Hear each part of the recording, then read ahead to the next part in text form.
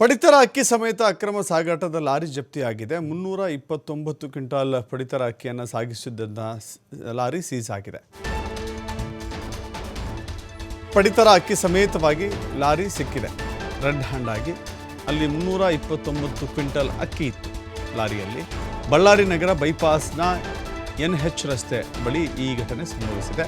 ಕೊಪ್ಪಳ ಹೊಸಪೇಟೆ ಕಡೆಯಿಂದ ಬರ್ತಾ ಇದ್ದಂಥ ಲಾರಿ ಅದು. 659 ಪಡಿತರ ಅಕ್ಕಿ ಚೀಲ ತುಂಬಿಕೊಂಡು ಆ ಲಾರಿ ಹೊರಟಿತ್ತು.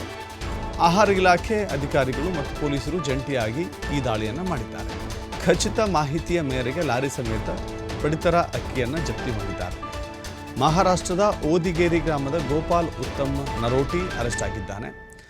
ಆತ ಲಾರಿ ಚಾಲಕ ಮತ್ತು ಮಾಲೀಕರ ಮೇಲೆ ಕೂಡ FIR ದಾಖಲಾಗಿದೆ. ಬಳ್ಳಾರಿ ಮೂಲಕ ಆಂಧ್ರದ ಕಡೆ ಸಾಗ್ತಾ ಇತ್ತು ಆ ಲಾರಿ. ಚಾಲಕ ಬಳ್ಳಾರಿ ಗ್ರಾಮೀಣ ಪೊಲೀಸ್ ಠಾಣೆಯಲ್ಲಿ ಪ್ರಕರಣ ದಾಖಲಾಗಿದೆ. ಅನ್ನಭಾಗ್ಯ ಅಕ್ಕಿ ಮುಖ್ಯಮಂತ್ರಿಗಳ ಬಹುದೊಡ್ಡ ಕನಸಿನ ಯೋಜನೆ ಇದು. ಯಾವೊಬ್ಬ ಬಡವನೂ ಕೂಡ ಹಸಿವಿನಿಂದ ಮಲಗಬಾರದು, ಯಾವೊಬ್ಬ ಬಡವನೂ ಕೂಡ ಹಸಿವಿನಿಂದ ಬಳಲಬಾರದು ಅಂತ ಹೇಳಿ ಈ ಯೋಜನೆಯನ್ನು ಜಾರಿಗೊಳಿಸಿದರು ಮುಖ್ಯಮಂತ್ರಿ ಸಿದ್ದರಾಮಯ್ಯ ಅವರು 2013ರಲ್ಲಿ. ಆದರೆ ಈ ಅಕ್ಕಿ ನಿಜಕ್ಕೂ ಕೂಡ ಬಡವರ ಹೊಟ್ಟೆ ಸೇರ್ತಾ ಇದೆಯಾ ಅಂತ ನೋಡಿದ್ರೆ ಇಲ್ಲ. ಕಾಳಸಂತೆಯಲ್ಲಿ ಹೀಗೆ ಮಾರಾಟವಾಗ್ತಾ ಇದೆ.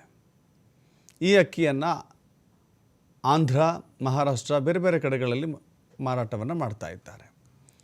ಇದರಿಂದಿರುವಂಥವ್ರು ಯಾರು? ಈ ಅನ್ನಭಾಗ್ಯದ ಅಕ್ಕಿ ಕಳ್ಳತನವಾಗುವ ನಿಟ್ಟಿನಲ್ಲಿ ಸಹಾಯ ಮಾಡುವಂಥವ್ರು ಯಾರು ಅಂತ ಹೇಳಿ ಈ ದೃಷ್ಟಿಯಲ್ಲಿ ಈಗ ತನಿಖೆ ಆಗಬೇಕಾಗಿದೆ.